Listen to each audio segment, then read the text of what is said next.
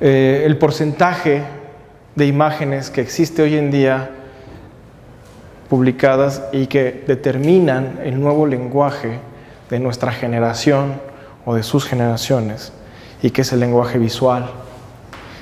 Hoy en día existen casi por encima del lenguaje escrito un 75% de imágenes. Es decir, al año se producen 5.1 billones de imágenes. Esta cifra es más, en 2 años, en estos últimos 2 años, se han producido más imágenes que en toda la historia de la fotografía de 200 años.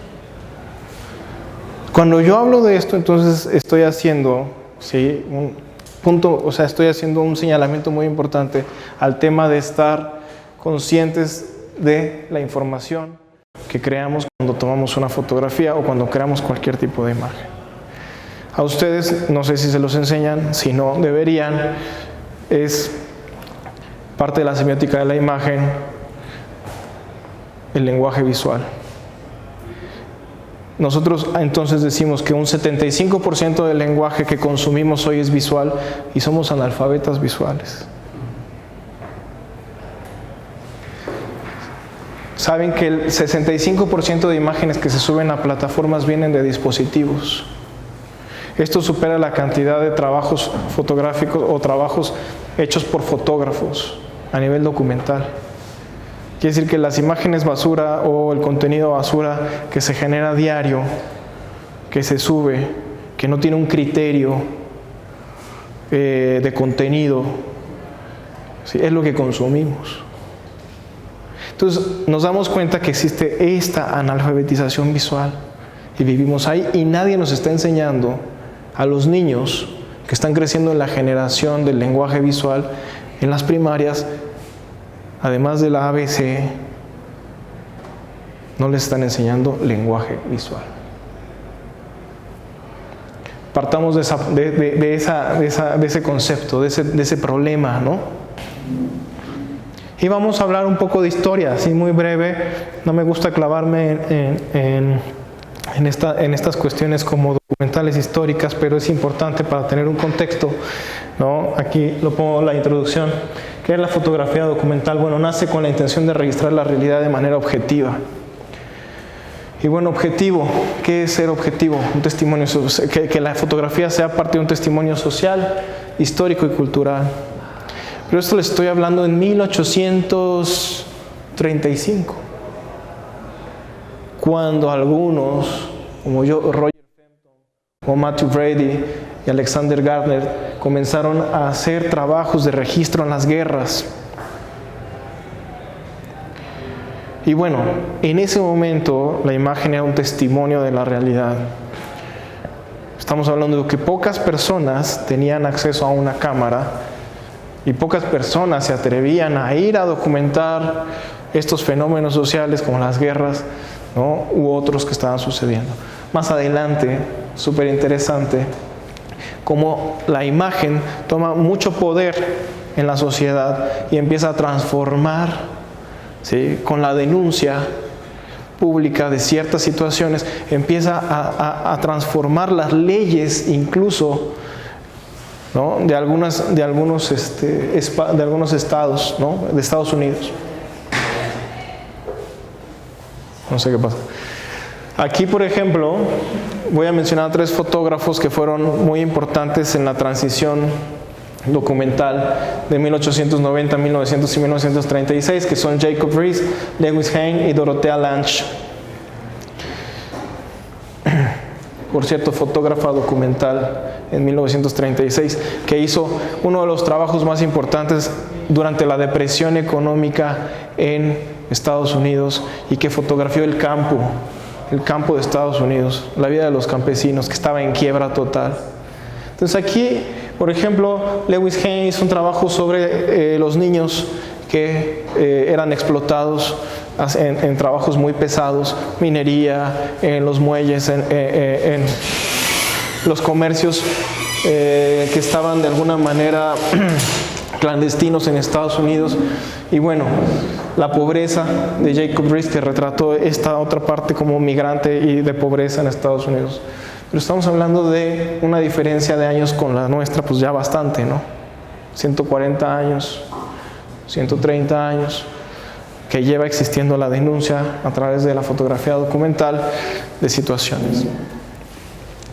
Aquí vamos a entrar en un debate breve sobre nuestra realidad presente, la tensión entre el documento y la ficción. Y es que a partir de, digamos, de estos fenómenos en los 900, en 1900, 1936, empezamos a vivir un proceso de construcción de la imagen y del lenguaje visual más estricto, ¿no? Empiezan de alguna manera a crearse normas para que la fotografía pueda habitar con otros lenguajes y pueda existir como parte de documento, como un documento probatorio o como un documento que testimonie una situación. Hoy en día, no sé si ustedes saben, las fotografías siguen siendo parte de las pruebas en los juzgados cuando sucede algún acontecimiento. Una fotografía llega a tener ese nivel de evidencia, ese nivel de fuerza para dar complemento, ¿no?, a un testimonio, a un caso. Y nosotros ahí nos vamos a enfrentar con este dilema entre documento o ficción, porque vivimos ahora en una era digital, donde hay manipulación de imágenes, donde hay una cantidad de intervenciones en los procesos de fotografía digital, pues bastante fuertes. Y ahí decimos, bueno, un documental, ¿qué hace? Buenas. Es la evidencia, un registro de un acontecimiento real. Y la ficción o construcción, el fotógrafo interviene o manipula. Esta es una diferencia purista entre el documental y la ficción. Es decir, le decían a los reporteros gráficos de las agencias o de los periódicos, es que tú no puedes intervenir sobre el hecho, tú solamente tienes que pararte y documentar. Pero esto es toda una ficción en el pensamiento conceptual de la imagen. O sea, tú decides cuando tienes una cámara fotográfica a dónde mirar, si aquí o acá. Y aquí pueden estar matando a un sujeto y aquí pueden estar unos viejitos sonriendo y jugando dominó. Todo en el mismo contexto. Entonces tú decides para dónde mirar. Y en el momento que haces eso, estás hablando de un criterio. El fotógrafo determina qué es lo que quiere documentar y por qué. Y el ángulo, si yo lo hago de acá, o de acá, o de aquí, o de acá, puede describir la escena completamente diferente. Entonces, aquí viene la cuestión, ¿es objetivo o es subjetivo? ¿Es real o no es real? ¿Qué está queriendo decir el fotógrafo? ¿Cuál es la responsabilidad entonces del fotógrafo documentalista? Y ahí hay todo un análisis que tenemos que hacer, toda una reflexión, porque vivimos en una era donde el 65% de imágenes que se crean se hacen sin un criterio, sin un conocimiento sobre el lenguaje visual, y entonces, bueno, ¿qué sucede? Generamos una desconfianza a las imágenes, a los documentos. Es una época difícil de verdad para los fotógrafos de documental o para las personas que quieren contar una historia, porque también tenemos que hablar de los medios de comunicación, pero eso es más adelante. Tenemos ejemplos de documentalistas clásicos como Sebastián Salgado, que ha hecho un trabajo, ya falleció hace poco, uno de los grandes fotógrafos documentalistas del mundo, brasileño. Este cuate hizo muchos libros y también hizo un proyecto increíble de reforestación, más de 100,000 árboles en una localidad de selva que había sido deforestada, y como proyecto final de su vida la reforestó completamente con su esposa. Lejos de la fotografía, el tipo se dedicó a eso. Pero el estilo de Sebastián Salgado era muy embellecedor de la realidad. Es decir, no importa que la persona estuviera en una condición de pobreza, el retrato de Sebastián Salgado reflejaba o podía reflejar cierta belleza estética en la escena. Y entonces muchos fotógrafos puristas documentalistas criticaban la construcción de ese retrato y decían que no era propiamente un retrato documental, que el fotógrafo no debía embellecer la escena. Y entonces ahí hay otro cuestionamiento, ¿no? Walker Evans, otro documentalista clásico. Y aquí pasamos a Richard Mose, que él hace ficción, pero es súper interesante su trabajo, se los voy a mostrar para ver en qué estamos hoy.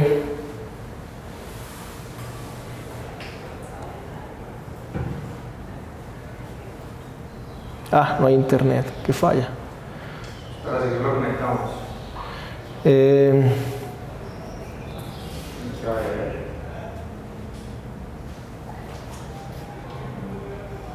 ¿Cuál es? Bueno, ahorita sí pueden me echar la mano.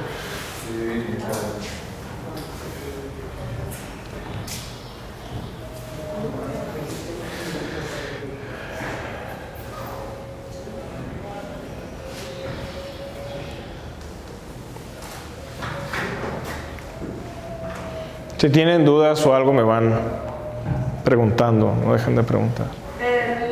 Cuando uno hace una edición en la fotografía, también se considera una alteración de la fotografía. Voy a hacer un paréntesis porque la pregunta es interesante y quiero hablar de la parte, digamos, subjetiva de la imagen. O sea, no adentré en este tema al principio porque es técnico y de alguna manera hay mucha historia del arte a partir de, digamos, estos fenómenos de la fotografía documental en 1930. A la par estaban sucediendo todas las corrientes artísticas pictóricas y había grandes cuestionamientos en lo que, o sea, del significado que da la fotografía enfrente de las artes. Y existe toda una mezcla de pensamiento respecto a eso, ¿no? O sea, se empieza a fusionar y se empieza a hablar que la fotografía no es, ¿no?, un documento de la realidad, y el arte empieza a cuestionarlo fuertemente y dice, no, es una representación de la realidad. Entonces pasamos de decir que es un documento real a una representación, ¿no? Y ahí empezamos a cuestionar el proceso fotográfico completo de principio a fin. ¿Cómo se captura una imagen? Entonces, técnicamente, cuando estudiamos fotografía nos enseñan todo el proceso físico-químico, ¿no?, de la A a la Z, de cómo crear una fotografía. Son 5 pasos, se resumen en 5 pasos estos. Y en esos 5 pasos, que son la escena, la óptica, el soporte, el revelado y la ampliación, podemos extendernos por años a dialogar de esto. Qué pena. ¿Qué pasa? Revisarlo ahora está en internet ya. Mira. No, todavía no. Si no le está red, le digo cuál. Entonces, cuando hablamos de esto, de este enfrentamiento, o sea, por ahí de los años 50, ¿no? Por ahí de los años 50, espérame un segundo. Ya. Sí. Por ahí de los años 50, en las tendencias artísticas surge el ready-made y surge el dadaísmo y eso dentro de lo pictórico. Y empiezan a cuestionar mucho más la imagen, mucho más la imagen. Y entonces empieza a haber una diferenciación súper cañona, o sea, se empiezan a pelear la fotografía y el arte, ¿no? Y se separan los documentalistas y dicen, no, la fotografía sí es real. Y estos dicen, no, la fotografía no es real. Entonces todo empieza en el proceso fotográfico. ¿Qué es lo que me dice la fotografía en el caso de la representación documental? A ver, una foto no puede existir sin su referente. Si yo te tomo una foto a ti, o sea, yo no podría crear una imagen tuya si no existieras. Si la luz en este momento no estuviera reflejando en ti y esa luz estuviera viajando hasta el soporte. ¿Sí me explico? No hay manera de crear una imagen sin que esté presente el sujeto. Entonces, desde ese punto decimos, ¿es real o no es real? Bueno, sí, representa al sujeto, captura la luz que viene de él.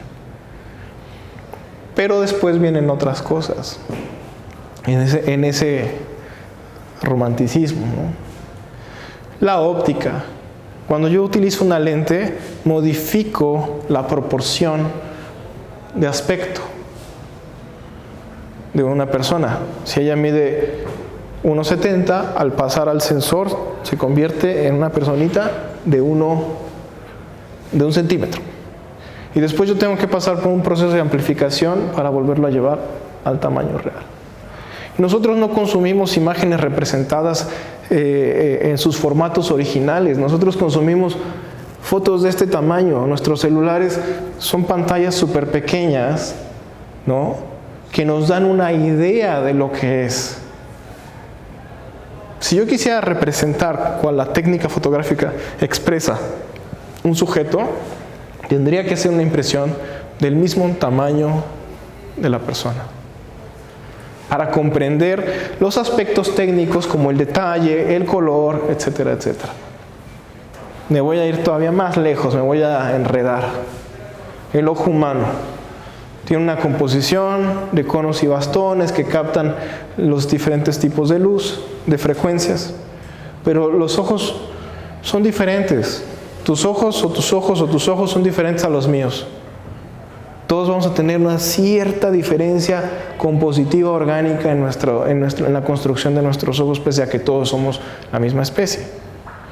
¿Y eso qué va a generar? Una ambigüedad en el color. O sea, el color rojo para mí, el que yo veo en tu pantalón, no es el mismo que ve ella, te lo aseguro. Entonces, bueno, ¿se crea qué? Se crea un proceso estándar de color. La fotografía empieza a crear estándares o sistemas, ¿sí?, para que nosotros podamos estandarizar eso.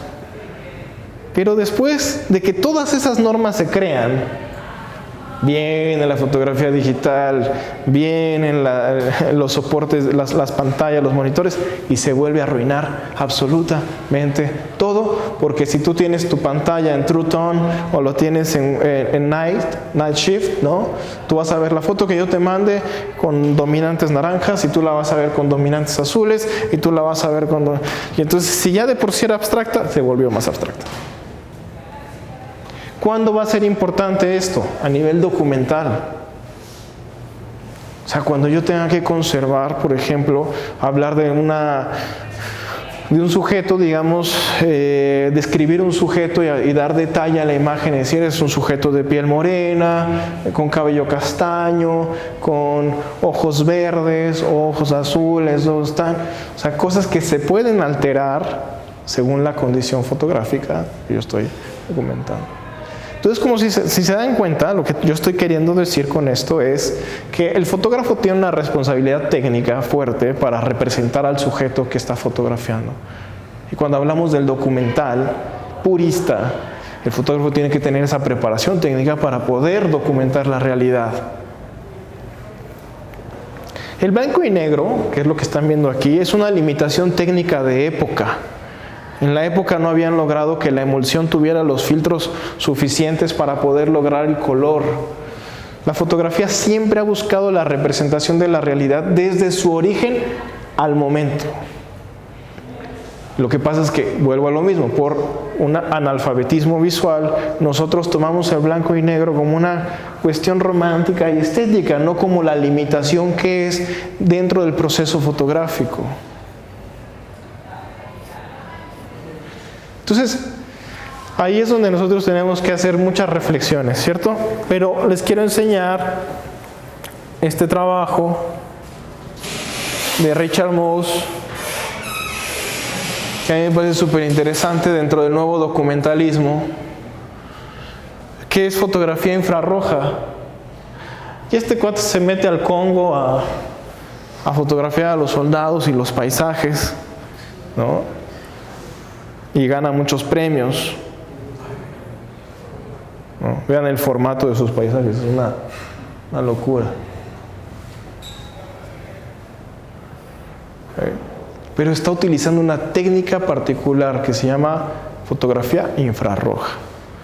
Y entonces los puristas dirían, no está representando la selva con los colores que son. Pero por otro lado, es una imagen muy poderosa.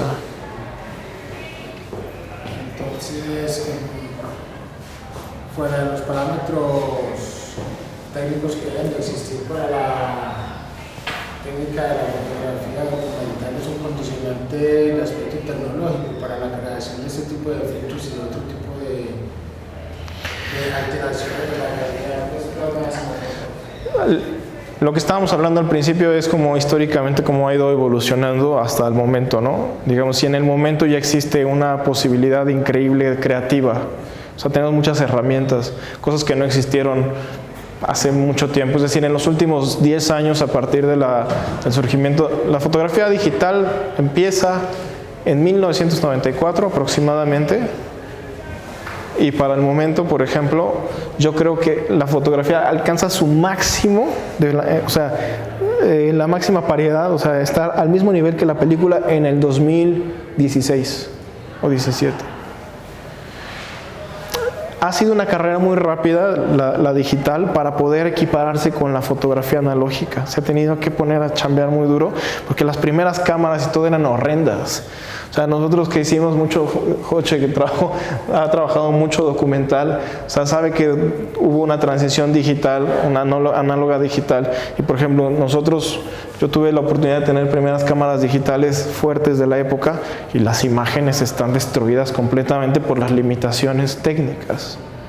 Pero, o sea, destruidas porque no podías fotografiar en la noche, porque había mucho ruido electrónico, porque se perdía detalle en la imagen. Pero desde el 2019 aproximadamente o 16 a la fecha se metieron en una carrera de mejorar absolutamente todo hasta superarlo.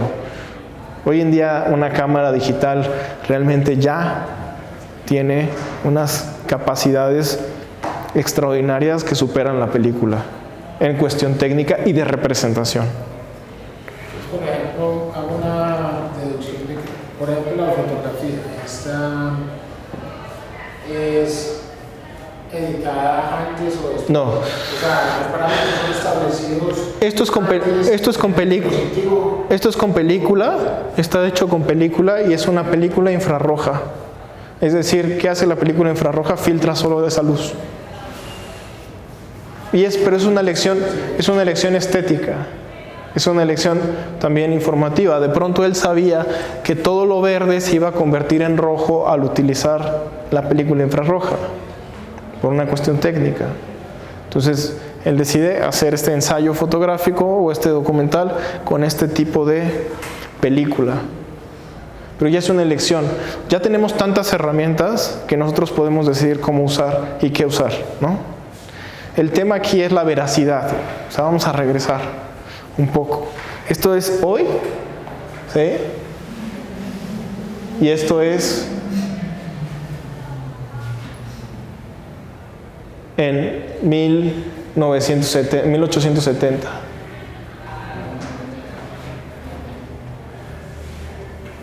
La forma de documentar para mí es súper importante.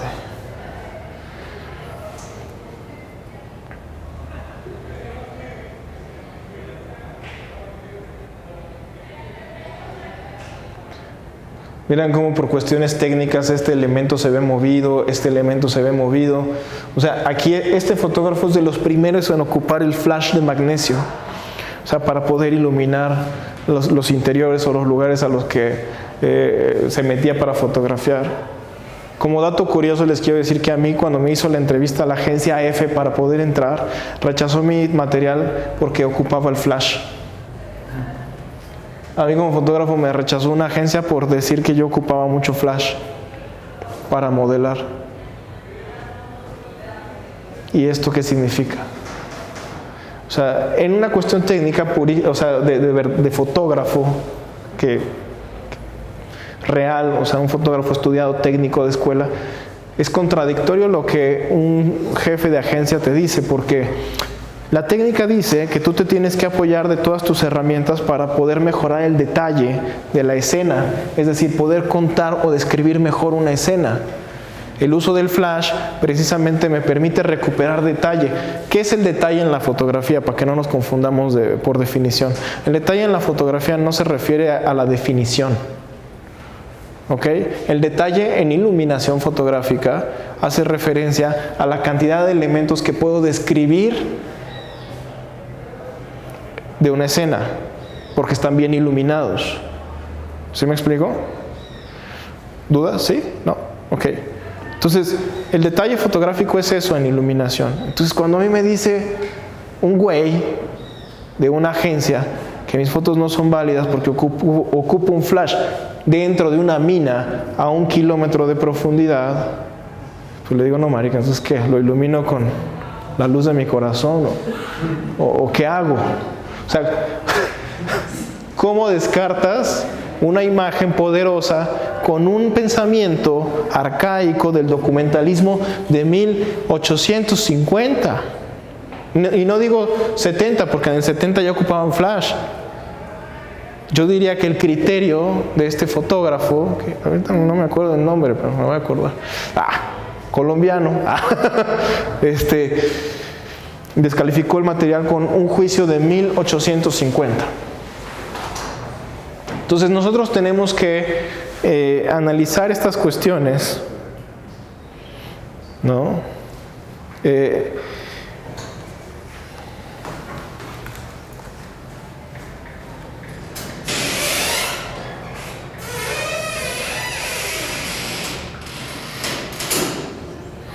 Este cuadro me encanta, Roger Frenton, porque fue de los primeros en fotografiar la guerra civil.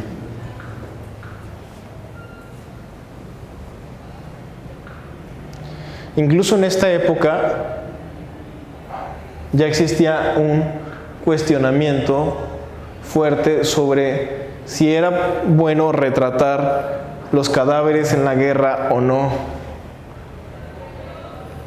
O sea, había algunos fotógrafos, que ocultaban esta parte de las muertes y que solo fotografiaban como las convivencias de los regimientos, el paisaje. Permítame, se fue el internet otra vez, pero no pasa nada. Entonces, regresando un poco al texto, a la línea de la clase que les estoy dando, la fotografía puede ser objetiva o no. Aquí les dije, hay un proceso físico, ¿sí?, que es la captura de luz reflejada de un objeto que forma la imagen. O sea, es imposible negar la existencia del referente fotografiado. Ahora, en contra de la objetividad, el encuadre, el ángulo, punto de vista del fotógrafo. Y toda la elección estética implica subjetividad.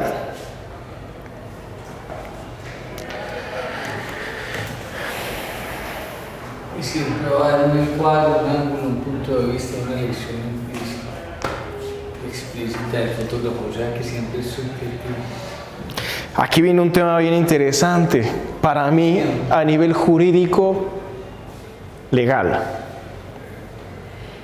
Justamente con el profe Hoch estábamos viendo el otro día unas fotos de un trabajo excelente que hizo sobre infancias en Prado, ¿no? Centro. Sobre infancias en Prado Centro, que está limitado a su publicación por cuestiones de permisos, ¿no?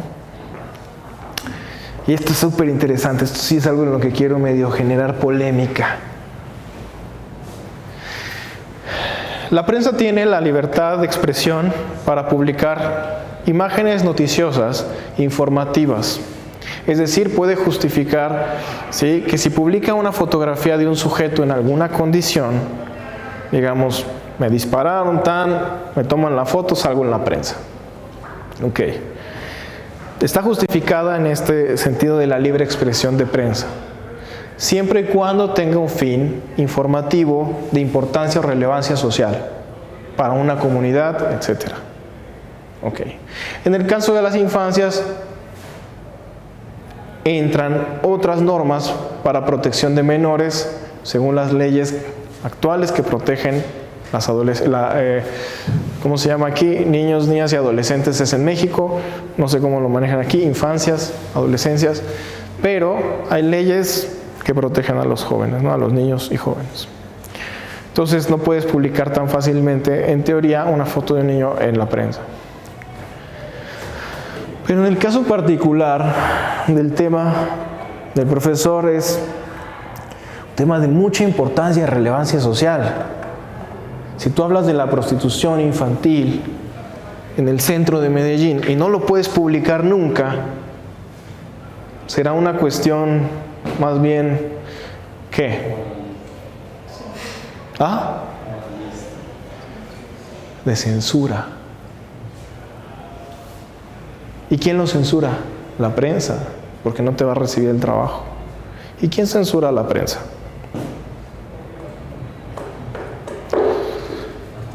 Un trabajo que se queda ahogado, que no sale a la luz, no cumple la misión, ¿no?, de transformación que estos trabajos de estos fotógrafos cumplían. El trabajo de Juliet Margaret Cameron hizo diferencias en las leyes en Estados Unidos para los migrantes. Hizo que Estados Unidos modificara algunas de las cosas porque Roosevelt estaba en el poder y él hizo modificaciones positivas para todos los niños migrantes que trabajaban haciendo cosas súper duras en aquel tiempo. Y de repente hubo una desconexión, ya no podemos hablar de eso porque, pues no sé, antes se tomaba en cuenta, ahora es delicado. ¿Qué pasa entonces si mezclo estos conceptos de las leyes de libre expresión contra las leyes que protegen al usuario y después de eso hago una reflexión profunda y digo, güey, a ver, ¿qué está pasando con esta doble moral de la comunicación contemporánea? El 70% de contenido visual es basura. ¿Y qué encuentro en ese contenido visual basura? Bueno, la ley dice, o legisla, que yo no puedo publicar una imagen, video o foto fija que denigre a una persona, o que ridiculice a una persona, o que muestre una condición, ¿no?, social, tal. Pero ¿qué pasa con los videos de TikTok donde nos reímos todos? Se cae un güey, queda cuadrapléjico y nos reímos. Y se hace viral. Se cae un viejito y se pega tan, ay, que se ríe uno. Y se hace viral. Eso no es denigrar. Eso no es crear una discriminación. Eso no es no es inflar un sistema de contenidos terribles. ¿Y por qué no lo censura la ley? ¿Y por qué no está controlado?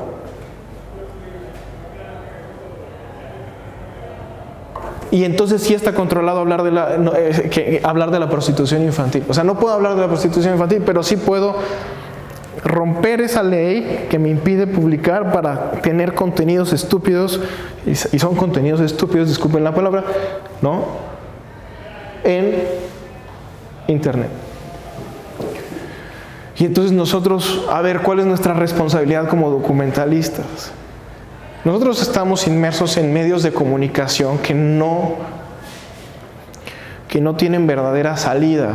Es decir, Facebook no es un medio de comunicación nacional y local, eso le pertenece a un gringo ahí que quiso hacer mucha plata y lo hizo.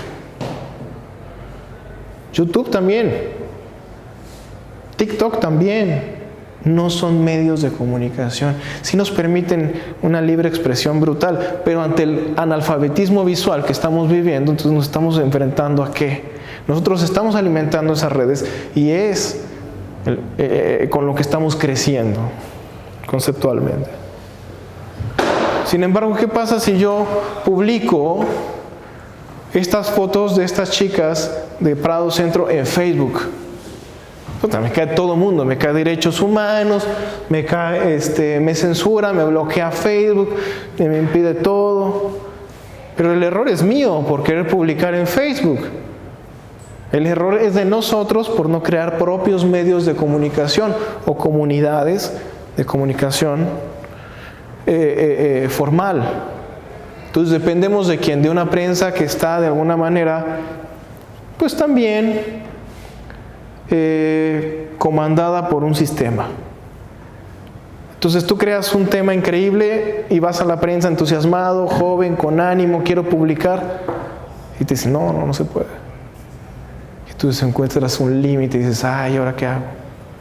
No, bueno, la invitación de este speech también es a crear comunidades fuertes de fotógrafos, de videógrafos, de documentalistas, ¿sí?, que puedan alimentarse desde un trabajo colectivo comunitario. Adelante. Me parece irónico lo que estás diciendo, porque, por ejemplo, si alguien publica como un trabajo que, pues, como en el caso del profesor se le cuelga, si él publica redes, puede que haya gente que se le caiga encima porque está denigando la persona, no sé qué.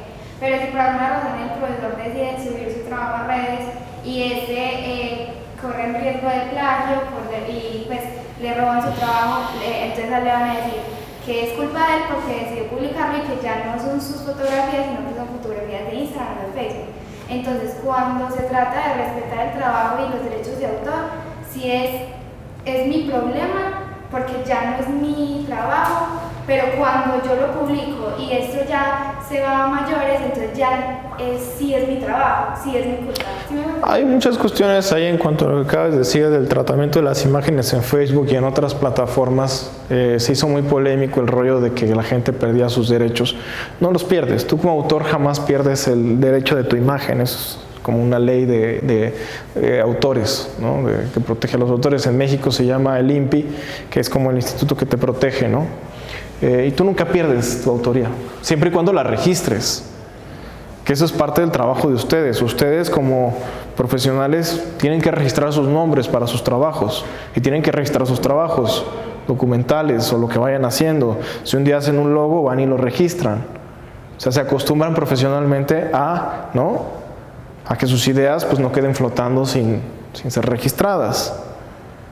Eso existe, eso se puede hacer. Ahora, cuando tú metes a un medio de comunicación fantasma como es Facebook, eso no le vemos la cara a nadie, eso es una nube ahí. Facebook tiene reglas para proteger su comunidad y tú tienes que respetar porque es una comunidad, no es local, es internacional. Entonces ellos van a poner las reglas que quieran como medio.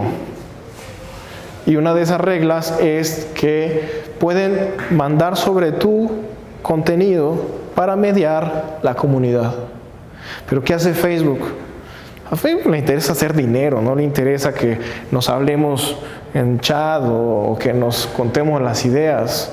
No, eso le interesa la publicidad y todo. ¿Por qué no se hace viral una fotografía documental y sí se hace viral la caída de Edgar? La caída de Edgar fue un video mexicano de hace 20 años, que ese fue el primer video viral en YouTube de un peladito que lo tiran al agua, lo tiran a una quebrada y se vuelve el video más viral. Lo que yo pues comento sobre las redes sociales, que sabemos que las redes sociales son un medio de entretenimiento, donde realmente las personas nos metemos ahí como una anestesia para no ver lo que es la realidad. Sí, nosotros buscamos muchos escapes y ya existen esos escapes, ¿no? Pero la cuestión aquí es ¿por qué buscamos nosotros un contenido u otro? Nosotros tenemos la opción de buscar contenidos más críticos, más fuertes. ¿Por qué ahora esto es otra parte importante del documental que está sufriendo, ¿no?, el documental? Y es ¿por qué nosotros no buscamos historias? ¿Por qué no queremos leer historias visuales o escritas o lo que tú quieras? O sea, ¿por qué no? Porque no queremos confrontar una realidad dramática. Y entonces, ¿eso a qué nos lleva? A buscar al güey que se cae, se rompe la pierna y reírnos. Es una evasión de la realidad. Y bueno, esto ya es a juicio personal, ¿no? Pero nosotros que estamos estudiando ustedes que están estudiando comunicación, pues tienen que hacerse un planteamiento serio sobre esto, ¿no? Me dejas un cuestionamiento moral que reflexionar de pronto, porque me das claridad en un asunto. Yo acabo de constituir un MAIC, aquí le llamamos Alternativos Independientes Comunitarios y Ciudadanos. Busca formalizar un poquito el tema de la producción de contenido con un componente profesional en el tema de la comunicación y la información, pues cómo se comunica y cómo se informa, ¿cierto?, a la comunidad. Y tiene unos condicionantes de ley donde como medio alternativo no podemos omitir aspectos como esos. Entonces, mi nicho población es particularmente la comunidad deportiva que hace parte de los gimnasios al aire libre, como una propuesta de mundo social. Pero aquí desde lo muy particular hay unos problemas que se presentan en el día a día, de manera muy frecuente en estos escenarios, y uno como medio, por evitar de pronto los inconvenientes con cierto tipo de situaciones, hacemos un poquito pues como un sesgo. Pero la cámara hacia otro lado, como tú me dices, porque entonces yo tengo una comunidad deportiva que proteger o que rescatar, y unos aspectos positivos del escenario que vender. Ojo, ojo. Social, ¿cierto? Aquí es importante lo que estás diciendo. A ver, no el documental tiene que ser siempre una situación social terrible. No, el documental es amplio. Ahora estamos hablando de documental y ficción. O sea, y todo se resume a qué quiero contar, qué es lo que yo quiero contar.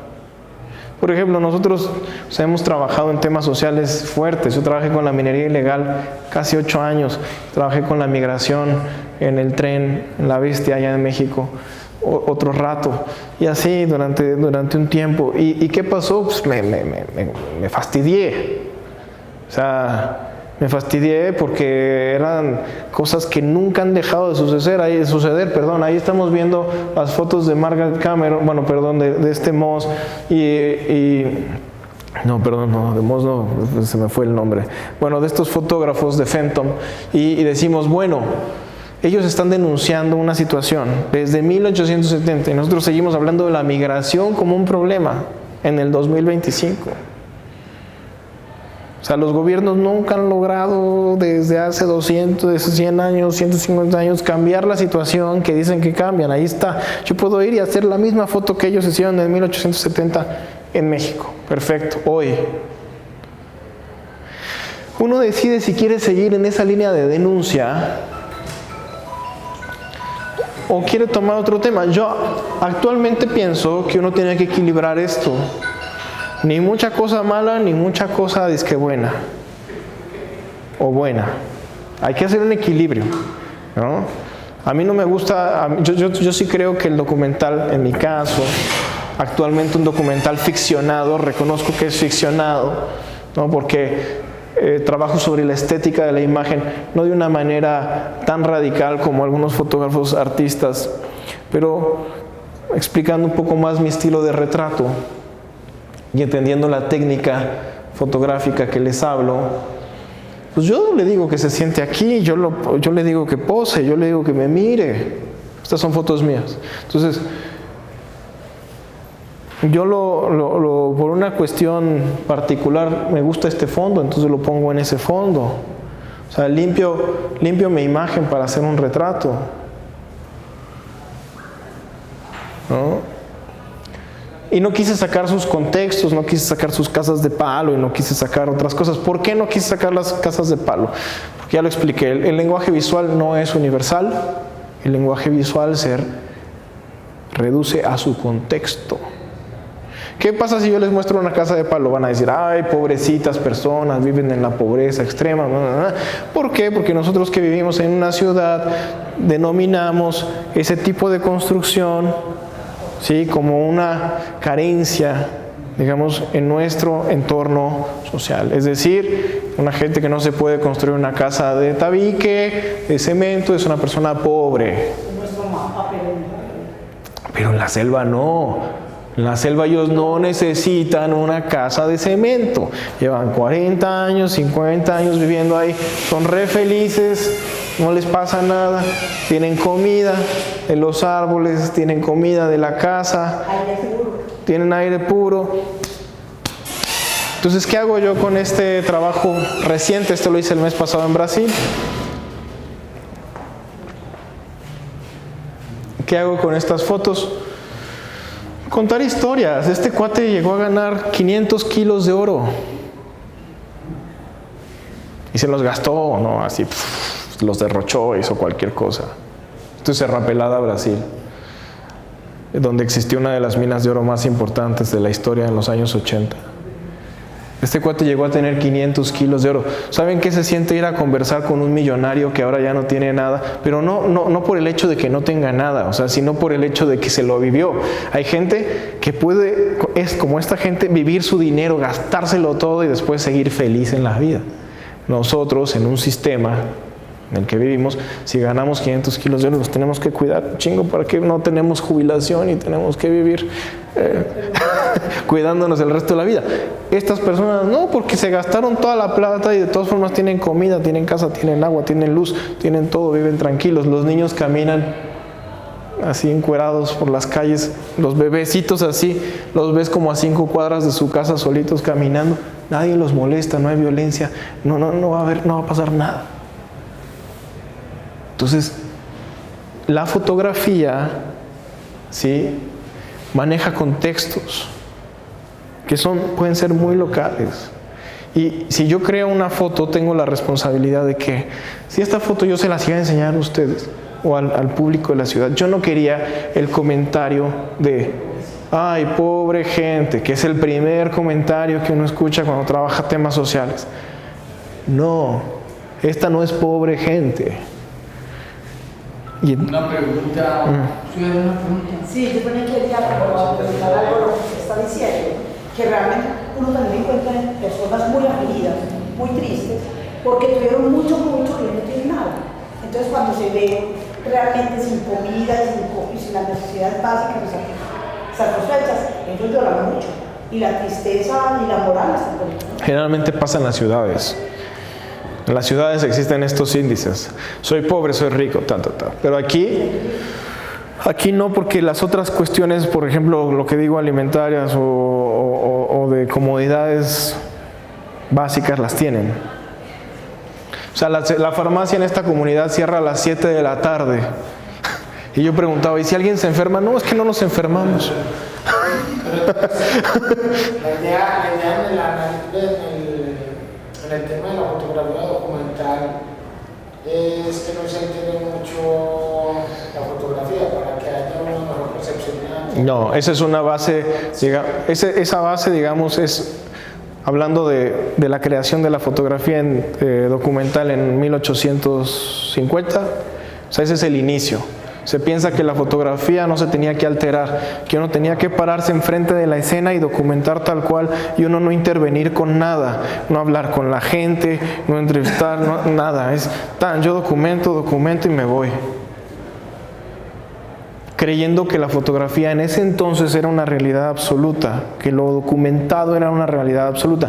Pero con el paso del tiempo se hace una reflexión sobre la herramienta, cómo es que representa la herramienta la escena, es decir, la transformación óptica, qué genera la óptica sobre el cuerpo de una persona, a lo que te digo, una deformación, ¿no? Bueno, ¿qué otra cosa sucede? Pues el blanco y negro no está representando la escena realmente. Tú no sabes de qué colores son las cosas. El color es súper importante en muchas situaciones para poder entender un contexto, ¿no? Entonces, todo esto se va transformando con el paso del tiempo. Por eso hablamos de documental y ficción. Porque hoy en día, ¿de qué dependemos? De nuestra educación visual. O sea, tú tienes que tener una preparación, ¿no?, fuerte en la construcción de la imagen. ¿Cuáles son los símbolos? ¿Cuáles son los signos de la fotografía? ¿Qué cosas se pueden identificar en un contexto amplio o no?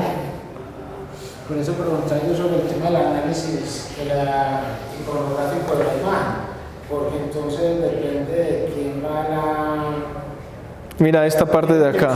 ¿Quién intenciona el análisis iconográfico de la imagen? ¿El fotógrafo o el contexto? Acá.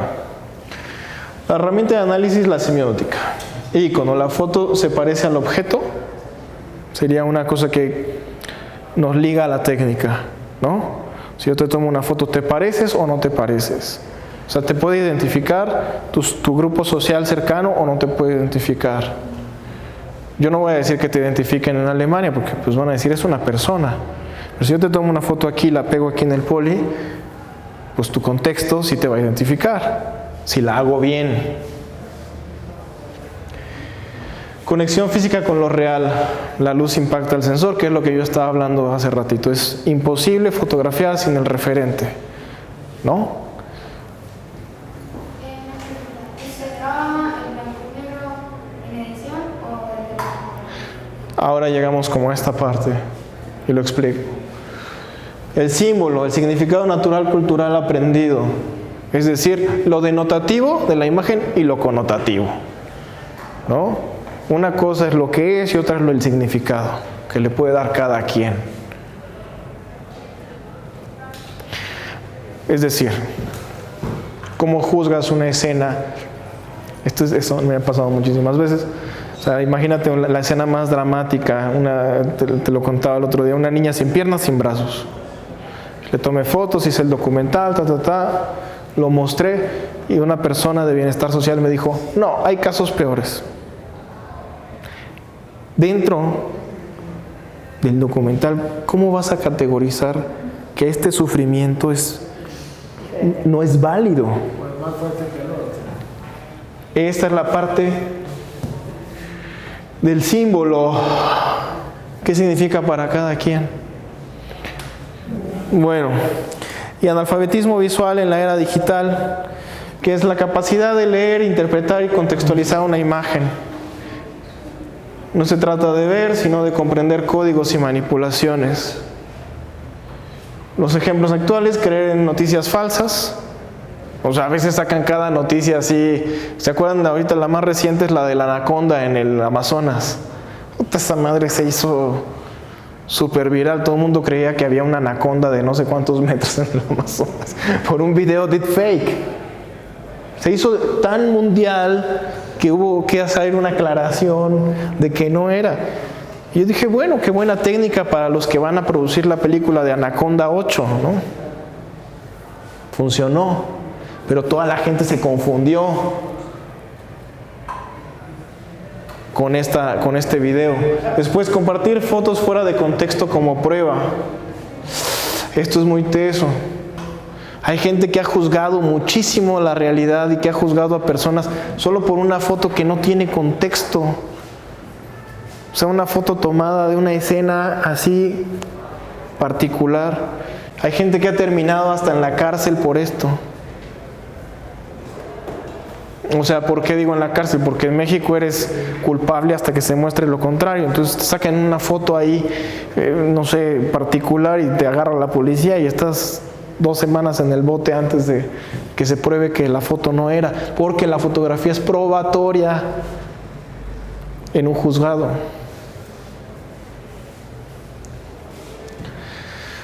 Tomar la estética como garantía de veracidad es lo que estamos hablando. El blanco y negro no es, por una cuestión contemporánea técnica, ya un recurso para hablar de la realidad. Y lo hago en postproducción. Pero lo hago porque justamente en la fusión de conceptos de la imagen o del trabajo visual, yo sé que la fotografía, al abstraer el color en el retrato, me impide tener distractores. Cuando estoy fotografiando en condiciones veloces, donde no puedo controlar toda la escena, ni el vestuario de la gente, ni cosas así, para evitar que una playera o un fondo hable más que el retratado, lo vuelvo blanco y negro. Y así centras tu atención en el sujeto. Es una cuestión, es una elección estética, pero tiene que ver más como la interpretación de la imagen y la lectura de la imagen. Las consecuencias, pues una manipulación política y mediática. Una desinformación masiva, un consumo superficial, miles de imágenes al día sin análisis y la pérdida de la credibilidad documental.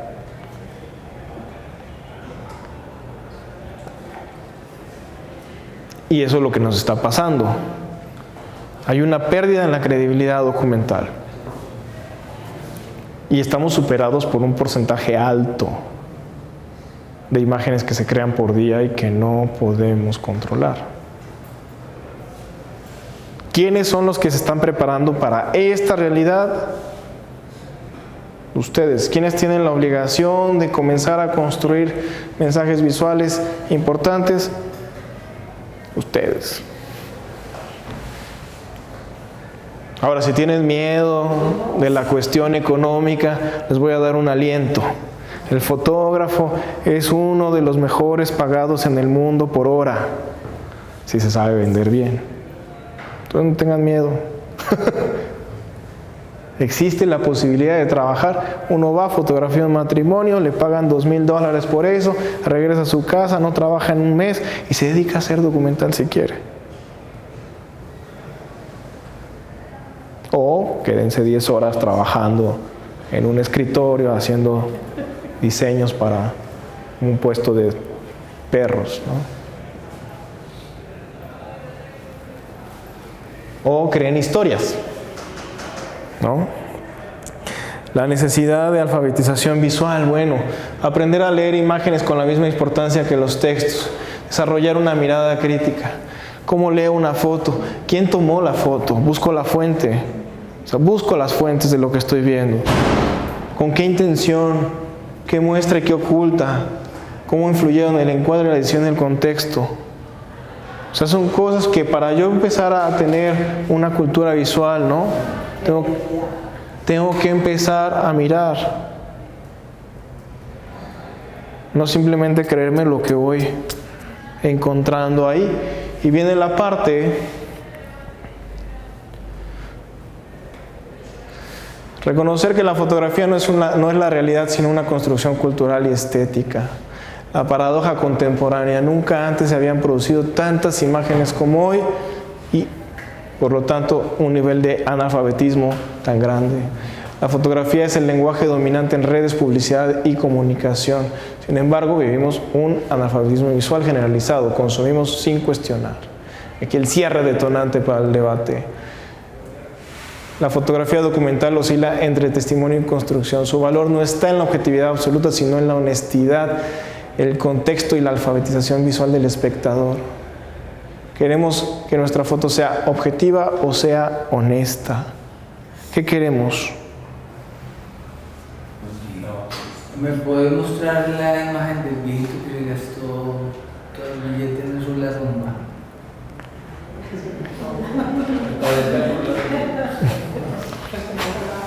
Y odia a Lula. Este güey odia a Lula. Este lo odia, ¿eh? Sí, odia a Lula. ¿Oíste? Pero ahí yo veo una cosa muy importante. Yo veo que esa fotografía está muy bien hecha. ¿Quién pudiese decir que no? El personaje me parece también atractivo. Me cuenta algunas cosas sobre mirada crítica. Yo puedo interpretar que es un obrero, que es un trabajo que se gana la vida de una manera difícil, que envejeció tal vez más pronto de lo que otras personas pueden envejecer, que tiene algo de melancolía y otros detalles. Pero yo nunca hubiese podido pensar que ese señor se gastara de cuántos miles de millones de...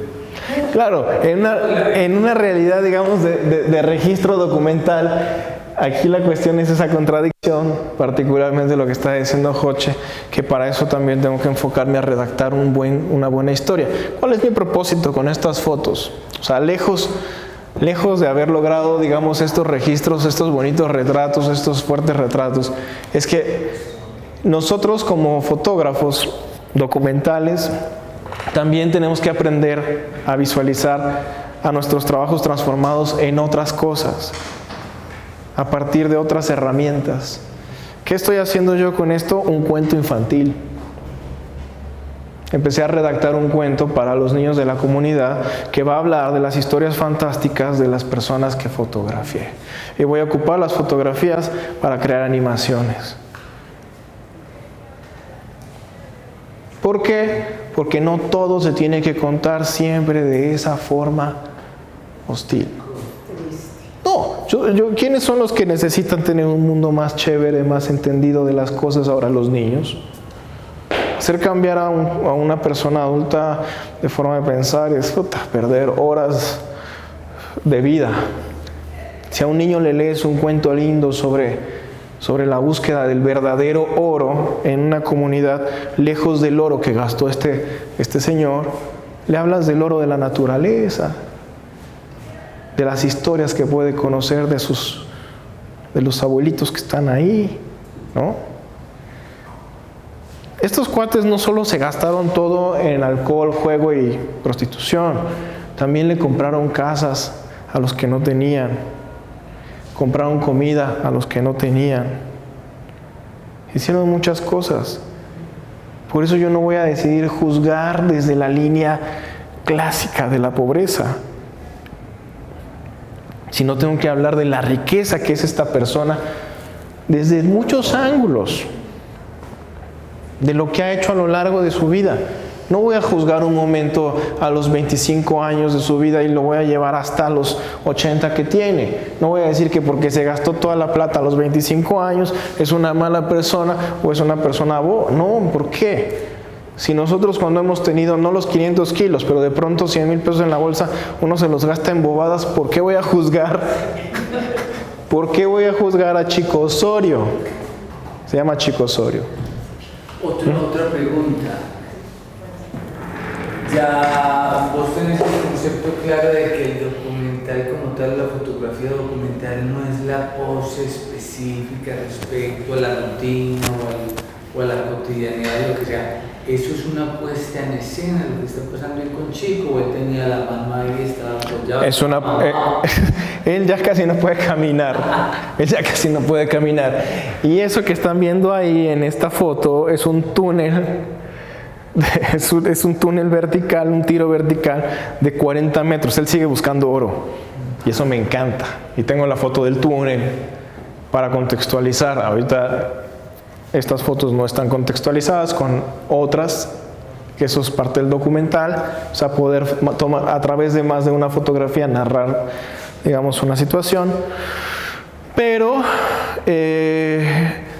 como a mí me parece increíble que él siga buscando oro, porque una frase para mí, una frase que construí durante el tiempo ahí, es: algunos se quedan esperando el oro, otros lo buscan. Y Chico Osorio nunca dejó de buscar el oro, entonces eso me parece muy interesante, metafórico y poético y tal. Pero bueno, él está haciendo un túnel de 30 metros de profundidad, primero en un tiro y después hacia allá. Yo quería bajar con él y tomar una foto allá abajo y no conseguí estar en el tiempo correcto, porque para poderlo bajar había que amarrarlo y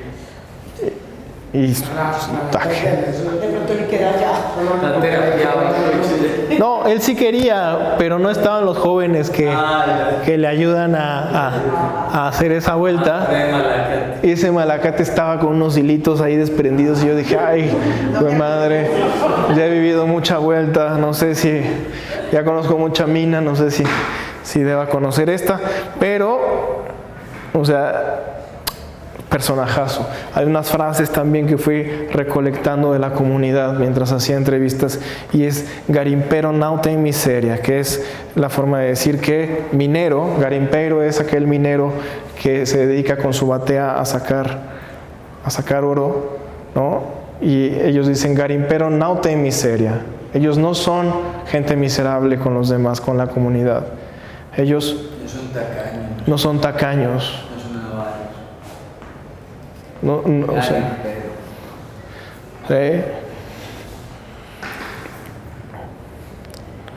hay gente que estuvo toda la vida ahí en ese pueblo y no sacó oro, nada.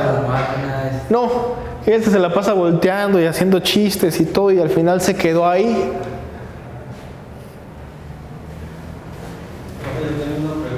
Dígame. Un documental puede transformar, o debe transformar una sociedad, ¿no? Sí, por supuesto. ¿Tú tienes algún referente icónico de algún documental que haya transformado la ley, por ejemplo? Los que mostré al principio de Dorotea Lange, esta fotógrafa, en los años 1920, 2017, o sea, hicieron que se transformaran las leyes para protección a las infancias y protección al campo, a los campesinos. Lo que pasa es que ante las instituciones gubernamentales, fíjate la diferencia del tiempo, las instituciones gubernamentales contrataban a fotógrafos para documentar la situación que se vivía. para entenderla y ayudar o modificar. Ahora es al revés. Ahora ya las instituciones no contratan a fotógrafos porque muestran la realidad y muestran también las negligencias de ineptitudes, negligencias y demás del gobierno. ¿Y este quién era? Este es un personaje que me cae re bien porque cuidaba, Fernando, esta mina. Es un nuevo proyecto minero que surge en 2003. A ver, rápidamente en la línea del tiempo. En los 80 surge la mina de oro más importante de Brasil, ilegal. Es decir, encuentran un poco de oro en un río y entonces se comunica y se vuelve la fiebre del oro y se convierte esto en un cráter que tenía 80,000 personas trabajando en él. Un hueco. Te los voy a mostrar. ¿Eso es lo que fotografía Sebastián? Eso es lo que fotografa Sebastián. Entonces, ahora, ¿qué cosa a mí me parece muy tesa? Después, en el año 2013, viene otra empresa a querer reabrir el túnel, no el túnel, quiere reabrir la mina y construye un túnel. A mí me llaman como parte de ese proyecto para documentar el paso a paso de la creación del túnel. Yo ya llevaba años trabajando con la minería y me jalan a ese proyecto. Y esa mina quiebra, no logra extraer por malos cálculos geológicos, por problemas de corrupción, por lo que sea.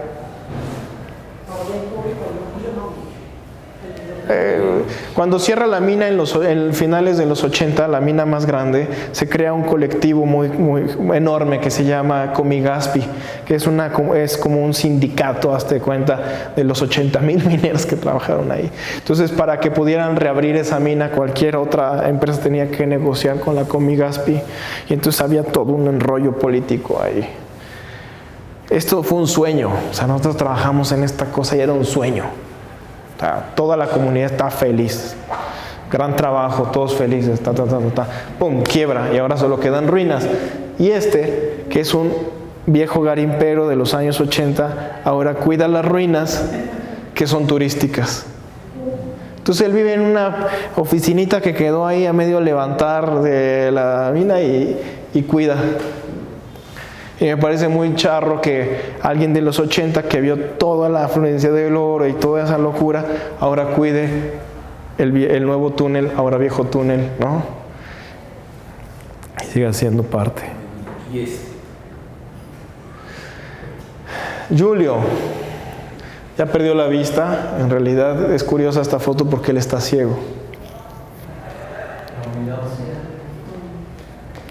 Entonces yo no quería que saliera así como estaba, como triste en un rincón, ahí ya perdiendo la vista. Y le dije, cierra los ojos y ábrelos lo más que puedas cuando yo te diga para hacer el retrato. Y bueno, la idea era dignificarlo, ¿no? O sea, las fotos son monumentos.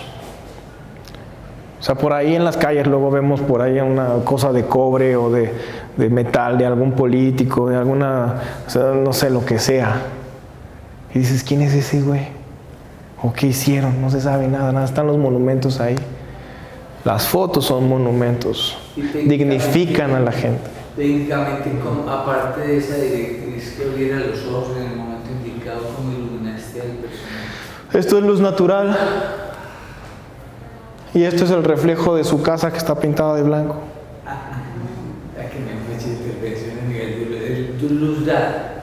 La luz natural está ahí, la técnica es lo que tenemos que aprender a ocupar para que sucedan las cosas. Excelente. Y este es el loco del pueblo.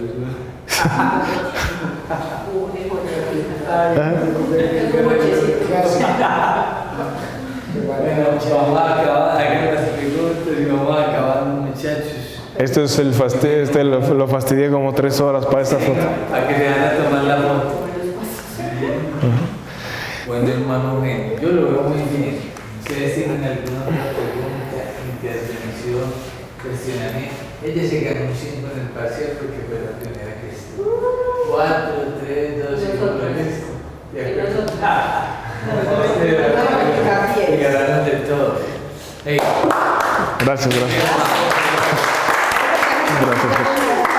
Muy amablemente, Eugenio es muy bonito, pero tiene un gran pedigrí en lo que respecta a la fotografía en el continente. Es uno de los mejores exponentes de la fotografía, un apasionado de ese ejercicio. Viene cada que puede acá al Poli, a Medellín, le gusta mucho Medellín, es colombo mexicano, dice que no es de aquí ni es de allá, como dice la canción. Yo diría que más de allá. El hombre tiene aquí sus raíces también clavadas. Piensa de pronto volver a impartir fotografía por estos espacios porque muchas cosas lo están llamando a Colombia. Entonces, hermano, muchas gracias. Creo que ella te va a preguntar otra cosita, ¿no? Era un bostezo. Bien. Es una inquietud, pero usted qué tiene a Juan Rulfo como fotógrafo. Juan Rulfo como fotógrafo. Bien, es a partir del ensayo. Juan Rulfo hace ensayo fotográfico, literario. Es bueno, ¿eh? O sea, es un gran personaje. Tiene un estilo más literario. Como te digo, hay fotógrafos que se van ya comprendiendo todo esto que hablamos hoy, escogen una línea muy particular para desarrollar conceptos de imagen y es increíble. Pero en su fotografía retrata un poco su obra cumbre. Sí. Bueno, él tiene una foto de un perro que me gusta mucho, que está todo bravo, que quiere llegar a morder a una persona y el cuate no se movió y la tomó hacia a punto de que lo mordiera. Realismo mágico. Ajá, sí. ¿Algún consejo sugerencia para el tema de la fotografía deportiva documental? Médico del portólogo. Creo que es importante crear historias todo el tiempo, sobre todo en Latinoamérica se vive una condición del deporte muy precaria.